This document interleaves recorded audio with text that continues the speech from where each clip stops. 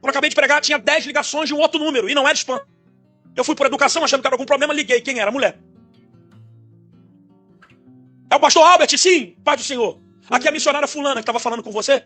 Eu sou a esposa do policial que matou seu filho. E eu liguei para, no nome da minha família, te pedir perdão.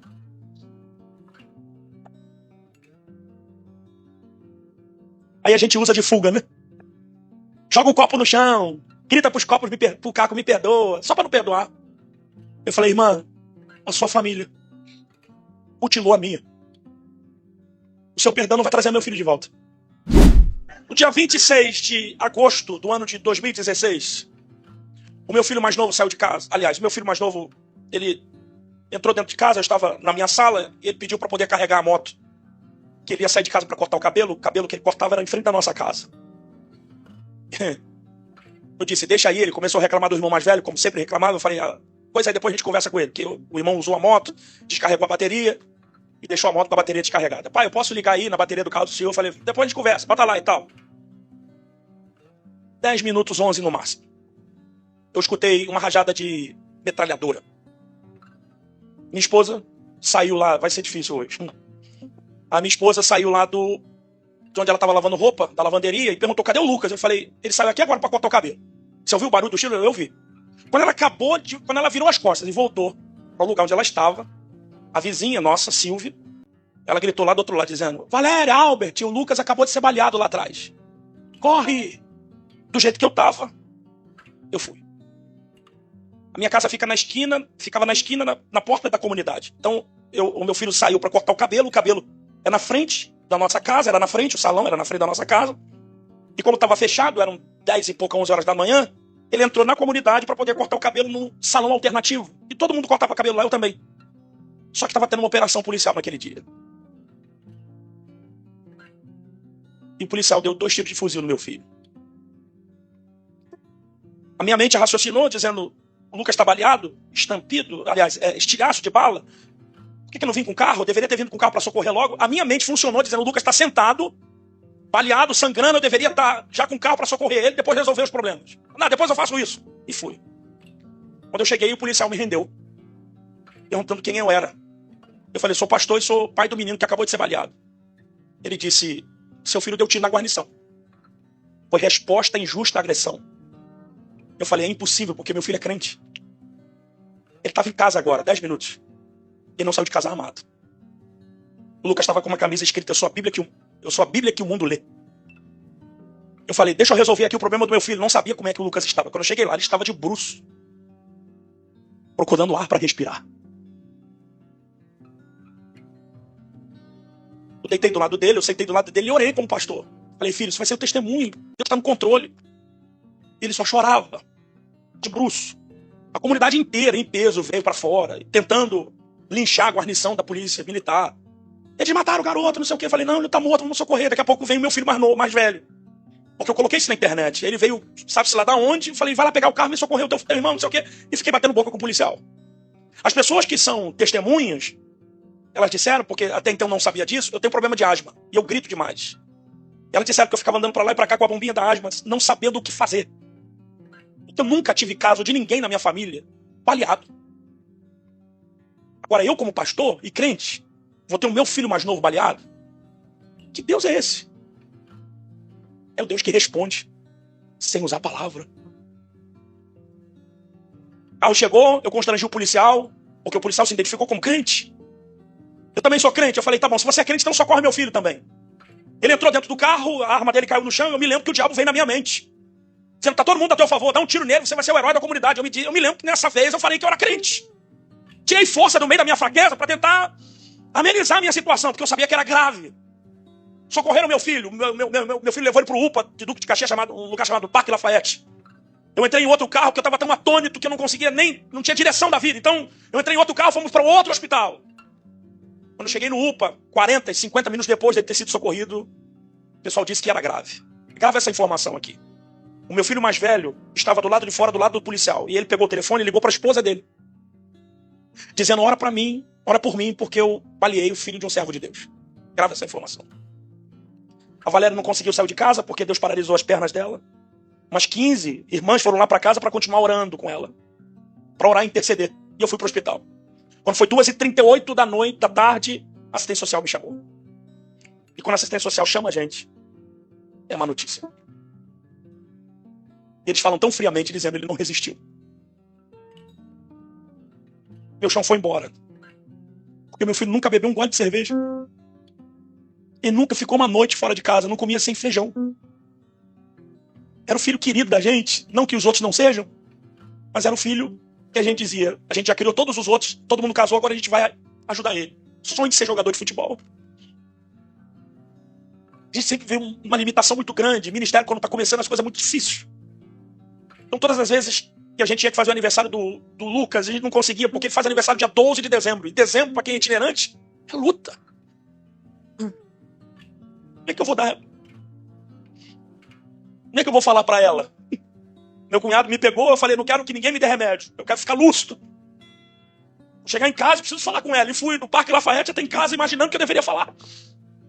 Quando eu abri a porta, que ela estava orando, ela disse, cadê o Lucas? Eu disse, Deus levou o nosso príncipe. Ela desmaiou, eu nunca vi minha esposa desmaiar. Preciso me recompor. Fui pra delegacia, a DHBS foi lá porque deu jornal, saiu em tudo quanto é tipo de noticiário, filho do pastor. Eu precisava ir pra delegacia. Fui pra delegacia, aí não é mais o pastor, o crente, é o pai, bati boca com o policial, dei o meu depoimento e tal. E 10 horas da noite eu voltei pra casa. Porque pra quem não sabe, como é que aconteceu isso?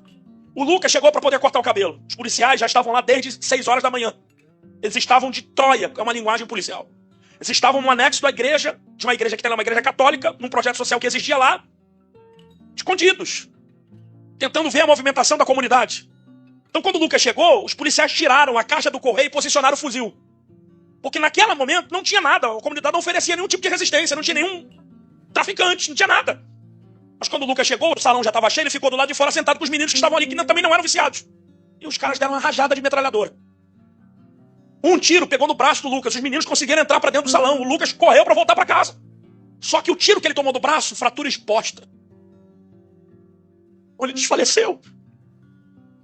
Ele gritou socorro, então a mulher, uma moça lá que é vizinha, que conhece a gente desde pequeno, saiu de casa, porque a comunidade quando dá tiro ninguém entra, todo mundo sai. Então ela saiu para saber quem foi baleado. Ela viu que era o Lucas, então ela abraçou o Lucas para botar ele dentro de casa. Para socorrer. Só que o policial saiu do abrigo e rendeu a mulher e disse, solta senão te dou um tiro na cara. Ele deu outro tiro na barriga do meu filho.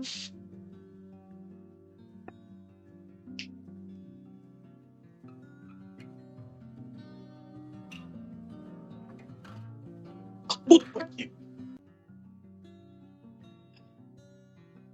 Voltei para casa. Tinha quase 200 pessoas lá em casa. Crente, não crente. Todo mundo lá. Minha esposa dopada. Cumprimentei algumas pessoas e outras eu não... Quando alguém está enlutado, não tem palavra de efeito que entre também da gente. Eu aprendi que quando você está consolando alguém que está enlutado, a sua presença é suficiente. Não tem nada que você fale, nada desce no coração. Mas eu precisava ouvir o meu pai. Por isso eu entrei para dentro do meu quarto. Um lugar que Deus me deu diversas mensagens. Sentei na cabeceira da minha cama, puxei a cadeira da escrivaninha e falei, Deus, senta aqui, eu preciso falar contigo. Eu não vi Deus sentar lá, mas eu ouvi Ele falar comigo. E a partir daquele momento eu descobri que não é o que a vida faz com a gente. É o que você vai fazer a partir disso. Não é a dor que você está sentindo que vai definir. É o que você está fazendo com a dor que você está sentindo. Deus sentou lá. Não sentou, não vi, mas Ele falou comigo. Ele falou terapeuticamente. Eu te amo, Deus. Qual é o nome do teu filho? Como é que um Deus que sabe tudo vai perguntar o nome? Porque Deus sabe o nome da dor que você está sentindo. Ele quer saber se você sabe. Porque quando você confessa que Deus já sabe, você está dizendo que Deus tem razão e você não. Eu disse, Lucas, qual é o número da camisa que ele jogava? Nos clubes que ele passou, ele sempre jogou com a camisa de número 22. Eu falei, 22. Qual é a idade que ele tinha quando você me devolveu ele? 19. Não sabia nem onde eu estava. Eu lembrei da Bíblia. Quando eu abri a Bíblia em Lucas 22, 19, confesso para vocês que eu desconheci naquele momento o texto. Está escrito, tendo partido o pão, deu graças e disse, esse é o meu corpo que é partido por vós. Comei dele todos. Quando eu fechei a Bíblia, o Espírito Santo veio no meu coração. Dizendo, é a vida pela vida. Você nunca vai saber o valor que existe numa alma se você não souber a dor que é perder uma. Está preparado para ouvir isso aqui? O Espírito Santo falou no meu coração dizendo, ou você sai por aquela porta para ser uma vítima, um ativista, fica na porta da delegacia tentando recuperar e ressuscitar o que não vai voltar. Você sai para ser uma referência. Não é o nível da dor que você está sentindo, é o que você está fazendo com ela. Porque se você está deixando a dor te matar aos poucos, você não entendeu nada do propósito que Deus tem na dor que você está sentindo. Pega essa dor e transforma em força. Porque aí sim você vai descobrir o que é verdade. O que de verdade é a força da fraqueza. Eu peguei a minha dor e joguei as minhas lágrimas e saí para abraçar minha esposa e falei, eu vou ser uma referência. Eu vou ser uma referência, eu vou ser uma referência, eu vou ser uma referência. Fiz o pior culto fúnebre da minha história. Então a gente estava lá, o pessoal foi lá, mas eu precisava ser uma referência e Deus me deu um sinal diante do caixão.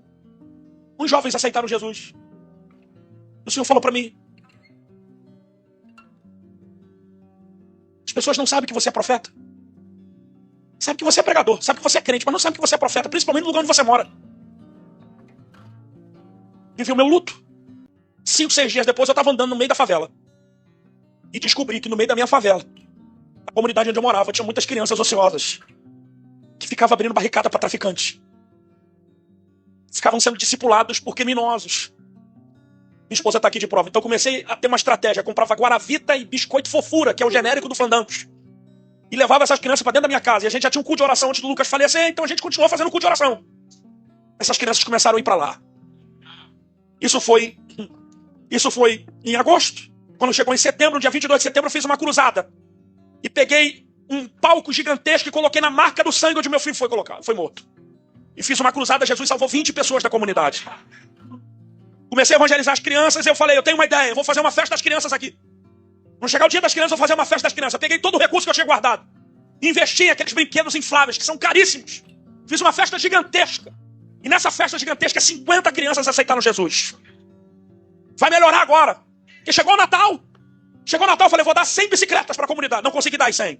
Por isso que eu digo para você que você não pode guardar os seus segredos. Eu fui pregar numa igreja, numa congregação de um ministério aqui do Rio de Janeiro. Tinha 14 pessoas na igreja. Tinha chovido, não foi ninguém. A não ser quem Deus levou lá para patrocinar o meu plano. Às vezes não vai ninguém, mas vai a pessoa-chave que vai patrocinar o teu projeto. Olha para alguém que está ao seu lado e diga, por que você precisa contar o que você sonha? Fala para ele. Porque você não sabe para quem você está contando. Porque você tem um sonho e às vezes quem está te ouvindo tem um recurso. E quando o sonho e o recurso se juntam, projeto. Vocês não estão aí. Aí fica você com esse orgulho de dizer, não vou contar porque alguém pode ter ciúme e montar na minha frente. Não, que é teu, meu irmão, ninguém vai tomar posse. É teu e acabou, vai ser contigo. Eu comecei a contar e no meio de 14 pessoas levantou um empresário dizendo, eu dou aí 100 bicicleta. Vocês não estão aí, vocês não estão aí. Ele não conseguiu manter, nós demos 56 bicicletas, porque ele teve um problema e não conseguiu. Mas nós 56 bicicletas, e todas as crianças que ganhavam bicicleta, que a gente dava para as crianças que tinham... Na verdade, a nossa comunidade é muito limitada. As pessoas não têm lugar para fazer as suas necessidades. E eu estou falando do Rio de Janeiro. Você que não mora na Baixada, que vai pegar a linha vermelha, você vai passar por lá. Quando você pegar a linha vermelha, você vai olhando pelo seu lado esquerdo, você vai ver que ali é a nossa comunidade, barraco de madeira. Então a gente começou a selecionar as crianças que não tinham recurso de verdade para fazer isso. E demos. Agora imagine a alegria de uma criança que não tem onde fazer a sua necessidade. Ter uma bicicleta nova em casa. Jesus salvou mais 50. E hoje nós somos um projeto social. O nome do projeto é Lucas 22:19. Tem quantas crianças? Quantas crianças? Fala mais alto, quantas crianças? E o melhor não é isso. Você não sabe o que tua dor pode gerar. O melhor é que o tráfico agora não tem mais intensidade. Quebrou. Calma aí, não. Aplaude melhor. Porque as crianças que eram peça de reposição agora estão lá.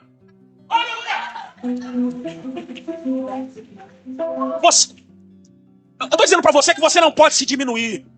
Que você não pode usar a sua dor como desculpa. Usa ela como força. Você não pode, não. Eu estou dizendo que Deus investiu em você muita coisa para você terminar os seus dias fissurada na Netflix. Deus investiu muita coisa para você terminar os seus dias no quarto escuro. Deus investiu muita coisa em você para você viver o resto da sua vida frustrado. Não pega a dor que você está sentindo, dizendo se é para sentir dor, eu vou sofrer com dignidade, eu vou me levantar. Faz alguma coisa! Pegou aquela informação? Ok. Pastora, eu tinha muita dificuldade de falar do meu testemunho. Porque o testemunho rodou o mundo inteiro. E as pessoas diziam para mim assim, teu testemunho é uma bênção. Como é que pode ser uma bênção se foi eu que perdi? quer dizer, a dor é minha, a alegria é sua? Não se parece com alguém que teve que ser moído? Porque alguém tem que ser moído. E Deus não moe que não tem estrutura. Porque em algum lugar Deus te preparou para você viver o que você está vivendo agora. Porque Deus nunca vai te provar para te perder. Essa provação está te amadurecendo. Vocês estão aí? Então escute isso aqui. Eu precisava tratar desse meu lado. Um dia o advogado me ligou dizendo: vá lá na delegacia para saber como é que está o inquérito.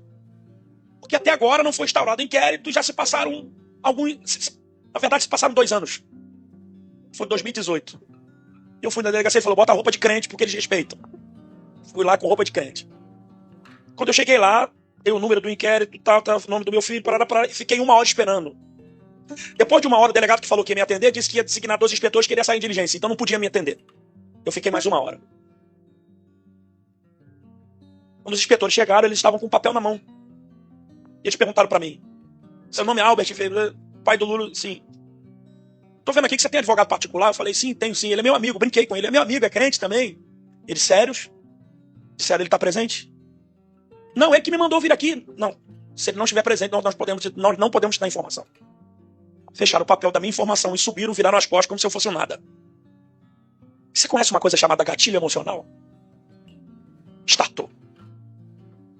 A negativa da informação da qual eu tinha direito startou meu gatilho. Então eu comecei a viver novamente, no pátio da delegacia, tudo o que eu vivi quando o Lucas morreu. Eu vi meu filho morto de novo. Eu me senti tão incapaz naquele dia como no momento em que meu filho foi baleado. Minha realidade? Choro copioso de angústia. Porque o choro de angústia é diferente do choro da tristeza. O choro da angústia é aquela dor que você tem no peito, que às vezes se não te apagar, você não se controla. Eu tô chorando no meio do pátio da delegacia, todo mundo no restaurante, na lanchonete me olhando, eu chorando. E uma voz da minha mente dizendo: perdeu! Perdeu! Eu falei: Senhor, além de ter perdido meu filho, tô sendo achincalhado pelo diabo. Perdeu! E eu chorando 1 minuto, 2 minutos, sem ter lágrima, 10 minutos. Até que eu lembrei de uma informação, porque eu lutei muito com a depressão. Eu e minha família inteira. E eu lembrei que a neurociência diz que a melhor ferramenta contra a depressão é gratidão. Eu falei: Senhor, em vez de questionar, então eu vou agradecer. E cantei: queremos o teu nome engrandecer e agradecer-te por tua obra em nossas vidas. Confiamos em teu infinito amor.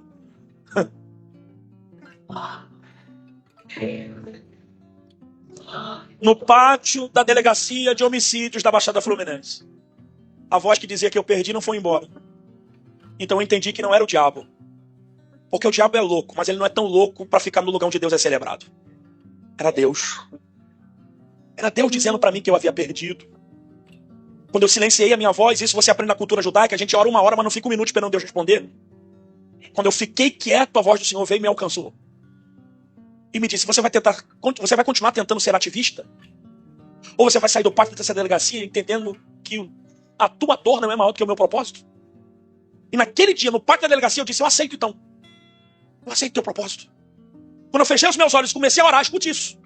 A cena do Lucas, que estava ali viva, depois de 2 anos na minha frente, mudou para a cena das crianças do projeto. E no dia do pastor, elas se vestiram de ovelhas e foram cantando: eu sou a ovelhinha do meu pastor. E eu comecei a ver a cena, as crianças, a imagem das crianças, de gente que poderia ter sido traficante, trocando tiro com a polícia, crente lá. Que todas as vezes que você se esquecer da aliança, Deus vai trazer à sua memória o dia que ele fez contigo. Eu queria que você saísse daqui entendendo, e eu encerro a minha fala aqui, que eu vim só para contar isso. O tempo passou. Eu estou indo para pregar na igreja e ligo meu telefone e tem uma mensagem dizendo: é o pastor Albert? Eu falei: sim, Pai do Senhor, graça e paz. Deus abençoe, dependendo de quem. Aqui é a missionária fulana, da igreja Bertana, do bairro Ciclano, do pastor fulano. Eu conheço quem matou seu filho. Eu mandei: irmã, por favor, eu não quero mais saber desse assunto. Esse assunto já está resolvido, porque nós entramos na mesa. Eu e toda a minha família resolvemos o assunto. Não vamos mais mexer aí com isso na justiça. Porque não tem mais como recuperar meu filho. Não quero mais resolver. Eu fui para a igreja, fiquei com aquilo na mente, desliguei o telefone, modo avião, fui pregar. Quando eu acabei de pregar, tinha 10 ligações de um outro número, e não era spam. Eu fui por educação, achando que era algum problema, liguei. Quem era? Mulher. É o pastor Albert? Sim, Pai do Senhor. Aqui é a missionária fulana que estava falando com você. Eu sou a esposa do policial que matou seu filho. E eu liguei para, no nome da minha família, te pedir perdão.